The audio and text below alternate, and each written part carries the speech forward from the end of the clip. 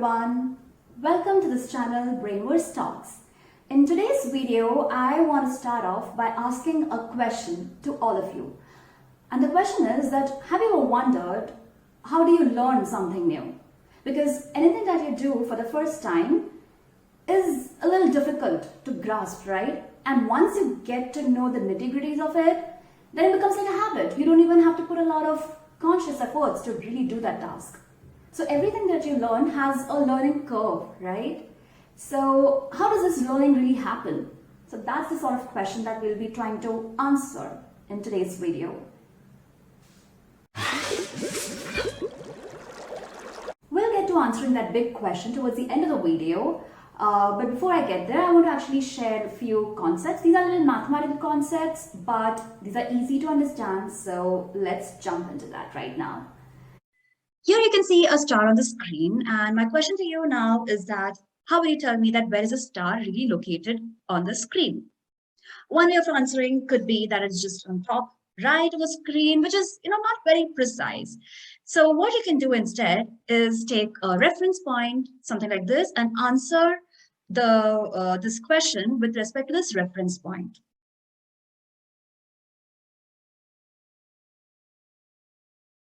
Like this, that you'll go from this reference point 4 steps in the horizontal direction first, and then you go 3 steps on the vertical direction from that point or that place, and you will arrive at the star, right? So these horizontal and vertical axis is nothing but the x and y axis, and this reference point can be denoted as 0, 0, or the origin. And from the origin, if you draw the shortest path kind of a line directly to your star, then you get the vector. And that can be represented like this blue vector is nothing but 4, 3.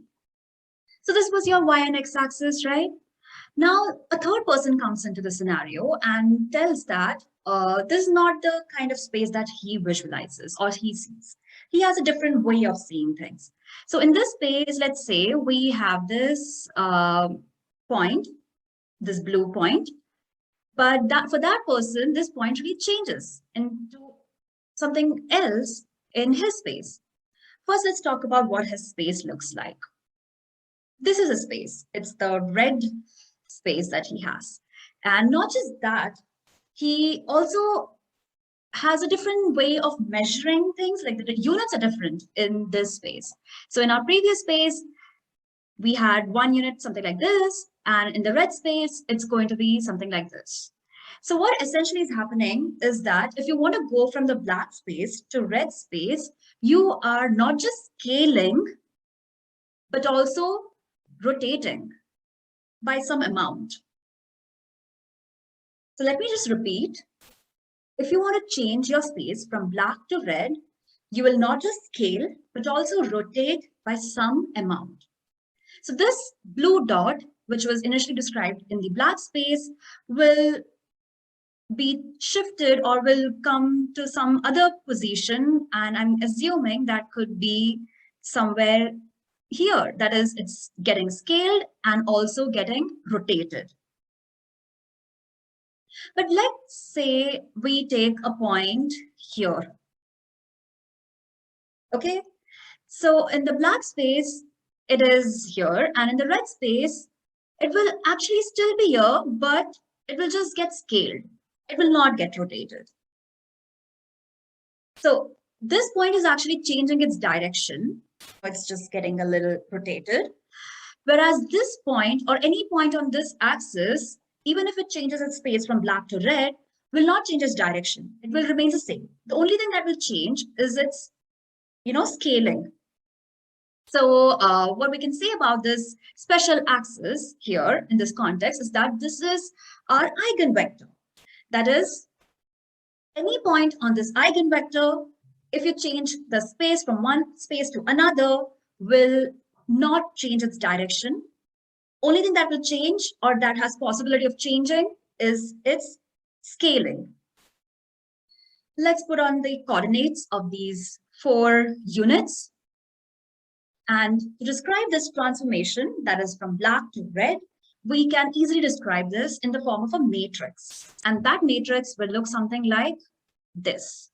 That is, if you see from the x-axis, the 1,0 point has become 3,0, which you write it over here as it is. And the 0,1 point on the y-axis has become 1,2, which you write it as it is. And this matrix is called a transformation matrix. So here is our matrix A, which is the transformation matrix that we had described. That is, this matrix is actually denoting the transformation from the black space to red space. Let's actually now go and do this thing in a reverse fashion. That is, we are trying to understand the eigenvectors of this transformation. And the way we'll do it mathematically is using this formula.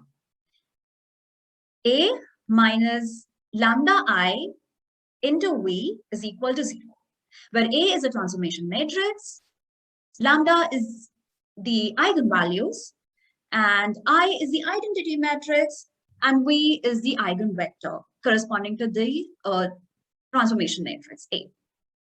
So this is going to be equal to 0. So let's first assume that this one, the first part of this is equal to 0. That is, the determinant of A minus lambda I is equal to 0. And if we solve for this equation, we'll get our two eigenvalues, lambda 1, 3, and lambda 2 is going to be equal to 2. So what we really did, the solving part is very easy. A minus lambda into identity matrix, that is, you're subtracting lambda I, which is lambda into 1, that is lambda only, from each of the diagonal elements of A, because identity matrix is just having 1 in all the diagonals, and rest of the things are just going to be equal to 0. So we get this A minus lambda is nothing but this. And when we find the determinant of this matrix, we get this. And this is supposed to be equated to 0. And from there, we get the two eigenvalues. So this matrix has two eigenvalues, which is 3 and 2. One point I'll just quickly share here, that one eigenvalue is greater than the other. So the one with the greater value is actually going to be corresponding to the eigenvector, and that eigenvector is the primary eigenvector. And the second highest value, which is 2, will be corresponding to a vector, the eigenvector again, which is going to be the secondary eigenvector, not the primary one.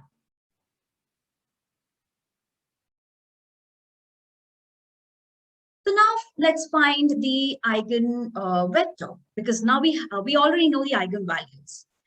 Let's say we'll first find the eigenvector corresponding to the eigenvalue equal to 3. So this matrix will put the value lambda equal to 3, and we'll get it as 0, 1, 0, minus 1. And let's say V is denoted as x1, x2, that is our eigenvector. And we are trying to actually find the values for x1 and x2. So this is our equation. We have to solve for this equation. By solving this, we'll get x2 will be equal to 0, and x1 can be any real number. It doesn't really matter. And that's why the null space of this will be equal to V equal to, that is, this eigenvector corresponding to the eigenvalue 3 is going to be equal to as 1, 0, or 1, 0. Same way, if we solve for eigenvalue equal to 2, we'll end up having the eigenvector corresponding to the eigenvalue equal to 2 as 1, minus 1. So this is actually the way you will solve for finding the eigenvectors and eigenvalues corresponding to a transformation matrix, or maybe a correlation matrix, or any matrix that you're given. You can find the eigenvectors and eigenvalue of this matrix very easily. That is, first find the eigenvalues by putting the determinant of A minus lambda I equal to 0. And from that eigenvalue, substitute that back into this equation in order to find the eigenvector. That is, the two components of the eigenvector x1 and x2. Please note here that the two components here are because we are talking in terms of two axes only. This can be extrapolated to multiple axes, multiple dimensions, that is, and that way there'll be more elements added to your eigenvector. I hope till now you are with me and you were able to understand what a vector is, what an eigenvector is, what a transformation matrix is, and also how to calculate eigenvalues and eigenvector given a matrix. Let's now try to visualize these two eigenvectors that we got from this matrix. How would they really look like? And try to see what we had initially in our mind. Is this actually the same as this mathematical answer as well or not? Just keep this in mind that the primary eigenvector here is 1, 0, and the secondary eigenvector here is 1, -1. Let's see this in the coordinate axis. How does it look like? So these are our axes. This is like 3, 0, 1, 2, right? And primary eigenvector, which is 1, 0, is going to be on this axis, right? So the transformation from this axis to this axis has really not changed 1, 0. It has been the same. Maybe it just got scaled, but otherwise it has just remained the same. 1, 0 might have just become 3, 0. So that is an eigenvector. Like this axis is actually an eigenvector for this transformation. We also had another eigenvector, right? That was 1, -1. And that is going to be on this axis. So any point on this axis, like any point on this axis, does not really change direction. It will just get scaled. I know it is a little hard to visualize. This axis was a little easy to visualize. This axis is not really easy to visualize. So I would recommend you to go and check out the 3 blue 1 brown video. And the screenshot is also from that video. And try to understand this concept. How even on this axis, things are not changing its direction. It's just going to be the same. But it's only going to get scaled. And that's why this is also an eigenvector. So we have seen that this transformation matrix has two eigenvectors and we try to visualize that as well. The first one was easy to visualize. The second one was not really easy to visualize, but there is a second eigenvector as well. Now let's move on to another concept called PCA, Principal Component Analysis, which is actually going to be using the concept or the idea of eigenvectors. So you can see on the screen, there are two axes again. One axis is having feature 1 values and the other axis is having feature 2 values. And there are multiple dots in this space. So each dot is actually corresponding to what its feature 1 and feature 2 value are. And that is just being plotted, right? Just to give a little bit of meaning here, let's say the feature 1 is height and feature 2 is weight, and all these dots are the representation to each and every person that we are actually looking at here. So there are a lot of people here, a lot of person, or a lot of students, let's say, and for each of the students, we have plotted their height and weight. What you saw on the screen is still easy to visualize. But if we scale this up to a lot of people and not just 2 features but multiple features, then it's a little difficult to visualize, right? And you can see the data is also going to become really huge. There are going to be so many features for so many people, and that's a huge data, right? So this poses the problem, and the solution to this is dimensionality reduction. That we need to compress this huge data into something little small, right? That is significant enough. That is, it has all the meaning that the huge data needs to convey, but it still is a easier representation. It's a smaller representation. It doesn't take a lot of space or storage space in a way, right? So that is our aim here. So how would we do that? So to do that, we'll try to actually find the primary eigenvector. And the primary eigenvector in this scenario is going to be the direction in which there is maximum variance in this data point, maximum variance. And that is going to be something like this. This direction has a maximum variance. What I mean is that on x-axis, if you just extrapolate these points, you can see it's distributed in this range.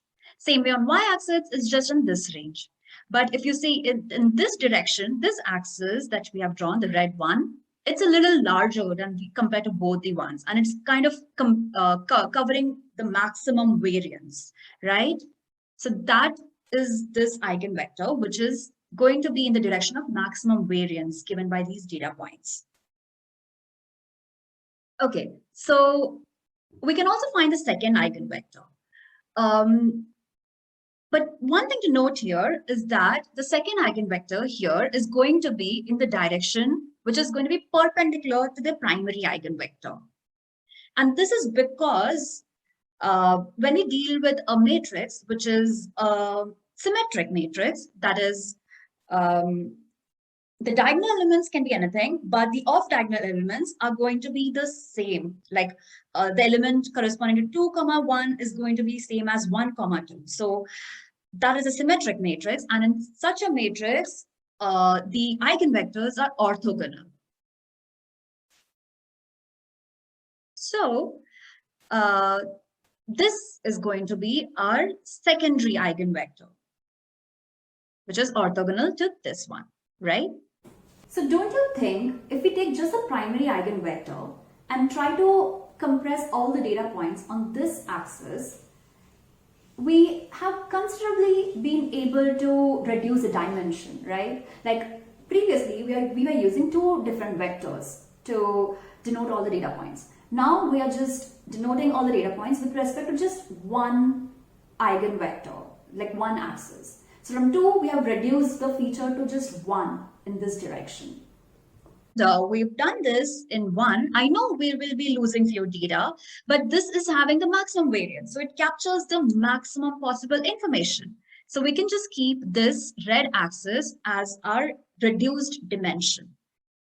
So I guess you understood what PCA is. I know I've not really dealt with a lot of mathematics here, but the key idea here is that given a lot of features, you are actually trying to come up with another feature set, which is a reduced feature set from the initial feature set.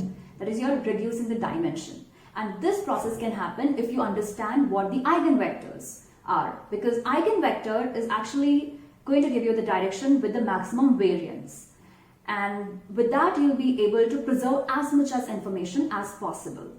Now let's try to understand the big question that I posed initially, right? So, you know, our brain has a lot of neurons, and the way the neurons really interact, that is how we do things. You know, one neuron, the presynaptic neuron, can fire the postsynaptic neuron.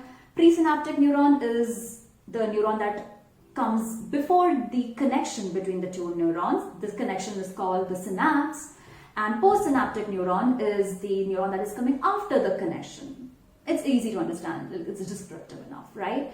So, like you can see on this screen, this is our postsynaptic neuron, and these are two presynaptic neurons. When these presynaptic neurons fire, it is also actually going to trigger this postsynaptic neuron firing. So this is what is actually happening in the scenario. And slowly, what is happening is this connection is going to strengthen, because each time these presynaptic neuron fire and the postsynaptic neuron subsequently fires, each time this process happens, this connection between these two neurons is going to strengthen. And this is what exactly happens in our brain as well. What we're trying to understand here is, how does this strengthening of connection really happen?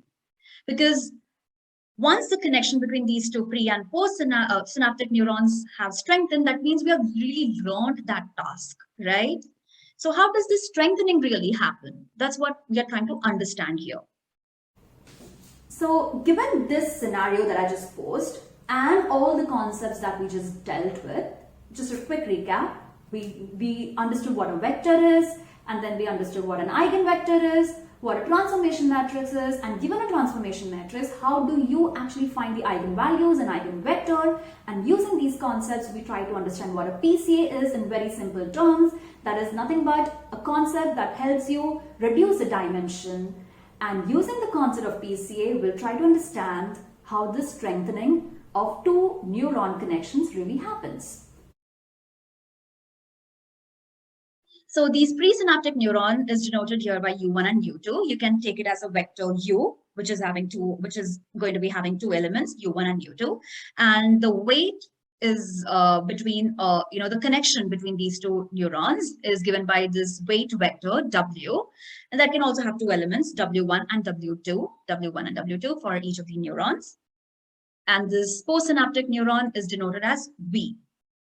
So what you can see on the screen is that there are a lot of data points scattered, something like this. And you have the two neurons that you had, that U1 and U2. It's on this, that's denoted by this axis, U1 and U2. So these are basically your two features that are coming from these two neurons to the postsynaptic neurons. And initially, the weight vector is denoted something like this. Okay, so this is your initial W, right? And finally, it becomes this. So what is happening here is it is getting rotated and it is aligning with the direction of maximum variance. Maximum variance rings a bell, right? It is nothing but your eigenvector, your primary eigenvector. So what actually is happening in the brain is that it is trying to align the weight vector, that is the connection between the two neurons, at every iteration that these firing between the two neurons happen in such a way that it learns and it tries to align itself into the direction of maximum variance. Because once it has aligned itself in the direction of maximum variance, it doesn't really have to put a lot of efforts. It has covered a lot of variance in it already, right? So this is how we learn. Our brain already knows what PCA is, what is eigenvector, all these things without we even actually knowing these things. Our brain does all the maths already. It's like built to do all these maths. And wasn't this exciting to know that this is how the strengthening of the connections really happen, that is by aligning itself into the direction of maximum variance, that is the eigenvector. And once it is aligned in that direction, it has actually learned that task.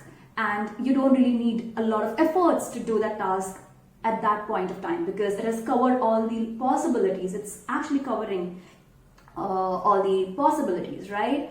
So I know this is not a very great way to conclude this video because this conclusion of, this is how it's learning is not very complete if I actually go into a little bit of more maths and introduce the topic of Hebbian learning. Hebbian learning is a term which I did not use till now in this video purposefully because it's a little heavy to consume and it is going to be involving a lot more other things, but I want to get to that in some other video. But this video is going to be a foundational video for that. And I hope I actually try to answer the question in some way, maybe not fully. I know you have a lot of doubts there, but hold on to your doubts also. We will answer that in some other video. Like, stay with me and learn as much as you can in this field of computational neuroscience. Thank you so much.